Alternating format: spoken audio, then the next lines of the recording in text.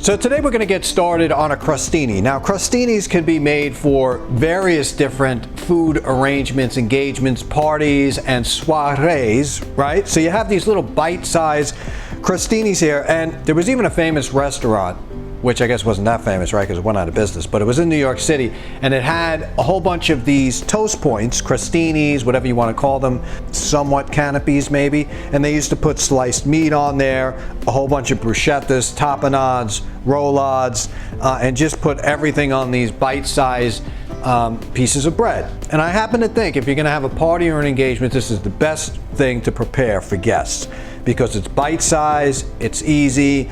You know, you're talking to people, you don't want to have a big bowl of pasta, you grab one of these, 2 bites, you're done, talk, move on, get your drinks, etc. So it's a great party pleaser, these types of things.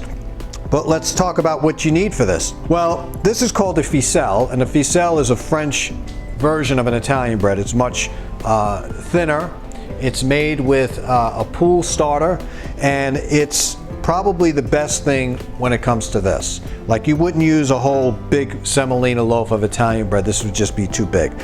So the ficelles are various different sizes. Some are really small circle ones, some are oval like this, but you kind of get the picture. Now we're going to toast them.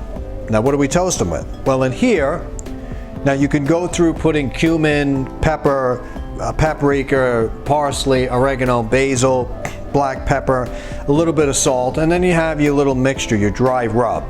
Now with the dry rub, it's going to come some good quality extra virgin olive oil, right? We talk about on the show that there really is no difference between the green olive oil and the yellow. That really doesn't matter in the quality of the olive oil. A lot of people said it did. There's been a lot of reviews that it did, but when you go all around the world and you start talking to these olive oil makers, it's really just the quality of the olive oil and the different olives that grow on different trees. So we have what's called is our blended infused oil here with a whole bunch of different spices, dry spices and stuff like that.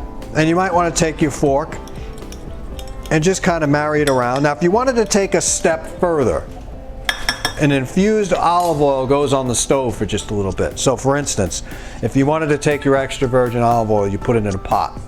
You grabbed rosemary, thyme, fresh oregano, anything you get your hands on.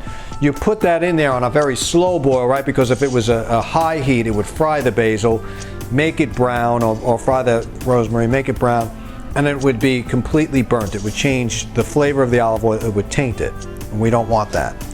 So what I recommend doing is you always leave your olive oil at room temperature and you let your mixture sit for just a few hours.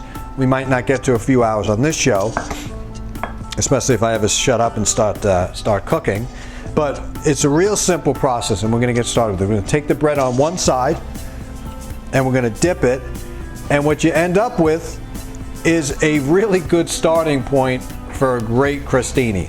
I do not dip the back of it. The reason why I do that is because your guests are going to hold it and you don't want olive oil fingers. Bad enough there might be some olive oil under there, but you don't want to soak it. So take another thing like this, make sure you're getting everything. You want that flavor of the spices, go right down in the pan, move that there so you can see it. And don't be afraid to take your bread and move it around because a lot of that sediment is going to get all the way down to the bottom. And keep doing it. Now, you notice I didn't throw any garlic in there. Now, why would I not throw garlic? You're at a party. The last thing you want is heavy garlic, right? I don't know, maybe you do if you're having a party with non-vampire related people, but so we're going to put that in there like that. And we're going to save this mixture because we're going to go on top of the pasta that we're going to be making too. Now, we're going to put this in the oven, 350 degrees. We're going to get it crispy. Mo, our trusted food stylist, is going to put that in there for me, please. And then when it's crispy, it's going to come out. We're going to go to the next level. Okay, the next level is putting all these tapenades and stuff that we got on it. Okay, now let's talk about the sauce that we're going to be using. So today we're going to be using Fresco Bene Amatriciana sauce, and it's a combination of, you know, when you say Amatrician, I want real pancetta in my Amatriciana, okay? Now I've went to many restaurants that could be short of disgusting putting bacon in there to try to chintz out But that's not really the proper way to make amatriciana sauce. Amatriciana sauce is made with pancetta, and the pancetta that I like is the one with no nitrates, which is why I'm using this product. So the good thing about something like this, when you've ever come to the conclusion you can actually find something that's incredibly edible in a bag like this, which this is, we're going to throw this in there. At the same time, we're going to throw our pasta when the water boils. So let's salt the water. I don't believe I've done that yet. I'm a big fan of kosher salt. We're going to salt the water here, and we're going to wait for that to come up to a boil, and then we're going to go to the next level. Now we got these Kalamata olives, beautiful plump olives. I mean, take a look at this. Really incredible. I mean, they are just to the touch ready to explode. Look at that. Good luck finding these. It's not easy to grab Kalamata olives that look like that, but to pit them, you just got to take your knife and squeeze down, all the way down till you squeeze the pit. And then you're going to kind of rub it like this, right off it. And you don't even have to do much work at that point. The pit comes right out. This works for cherries. This works for any kind of olive. This works for any pitted fruit, vegetable. It works. You know, I know a lot of people like to buy these gadgets. I know people, as you can imagine, for years, gadget kings, where they got a gadget for everything. There's a pitter, there's a this, there's a that, and they got half their kitchen with stuff they're never going to use, and it takes the time away from preparing a meal. So they'll take this pitter and they'll do one at a time. You could lay 20 of these bad boys out, take them right out, and you'll be done.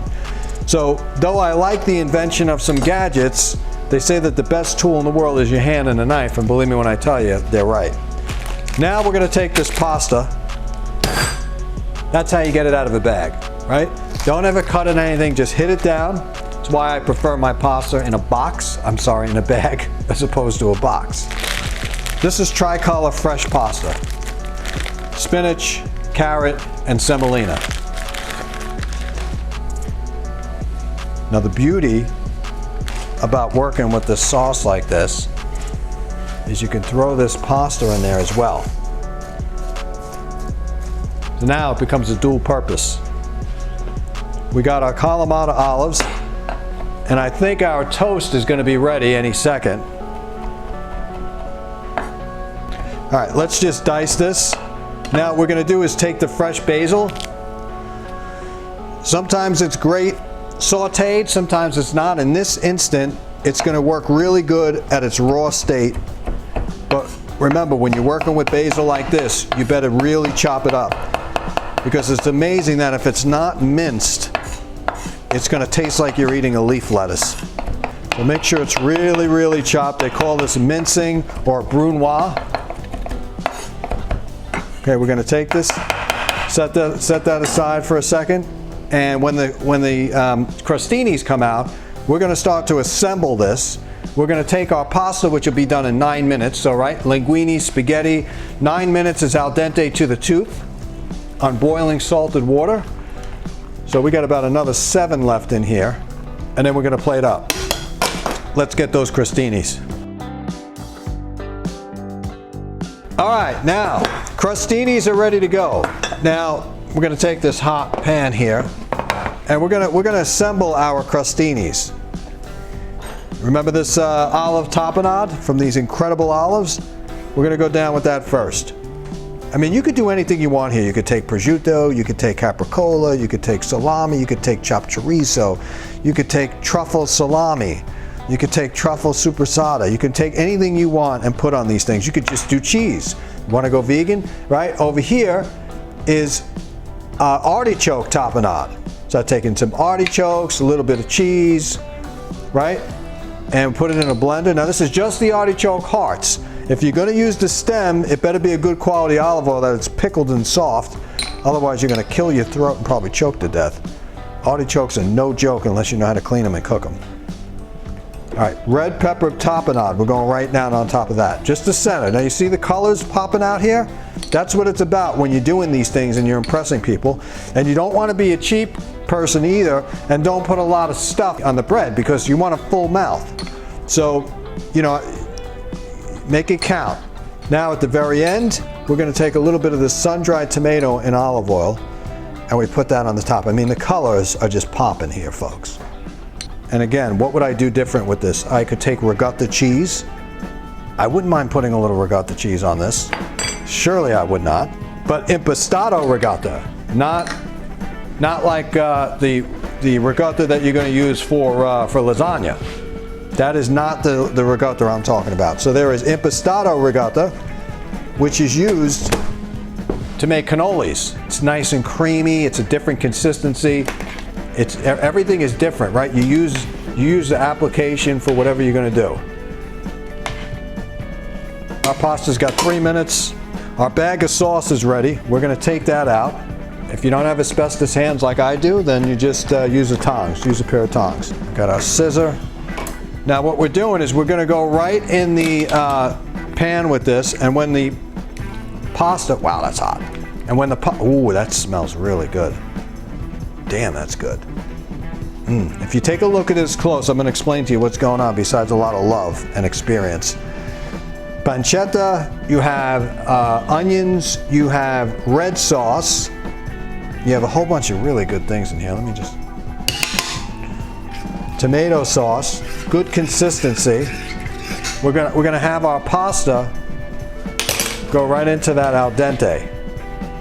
We still got another minute. We're gonna let that kind of cook down a little bit. If I have to, I'll put a lid, it'll go quicker. All right, going back to over here. So the plan is gonna be, I forgot one thing, pecorino romano on here. Just a little bit, right? We don't want to change the profile of anything here. But this is good enough. It's like Willy Wonka in the Chocolate Factory said. It's an omelet that's fit for a king or a queen. We got our long style plate. What we're gonna do is fork over this pasta. We're gonna have the bread, the crostinis. I don't know how I'm gonna do it, but maybe I'm gonna have the pasta down first, the crostinis on top. Voila. All right, there's nothing you have to do with this sauce. It's ready to go. The pasta has another minute.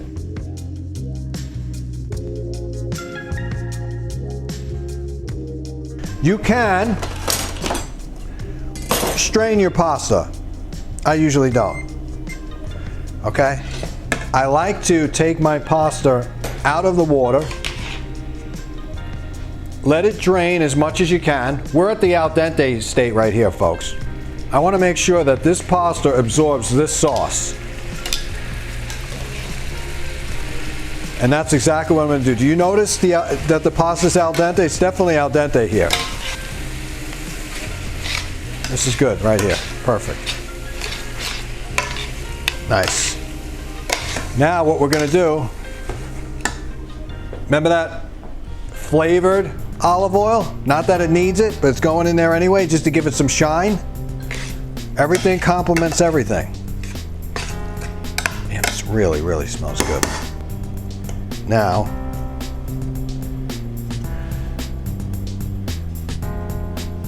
I'm gonna go down with our pasta. This is called nests. You can make nests in your, and then kind of put them together. I know, it's just a neater way than to just slap it on there.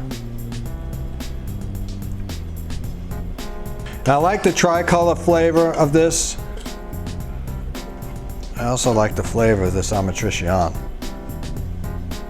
Now, I'm not a big fan of soaking it up with a ton of sauce. I'm not really into that. You could put less pasta in here if you want.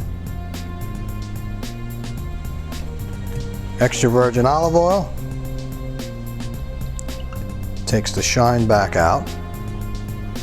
Let's wipe the plate. Now we're going to put our crostinis.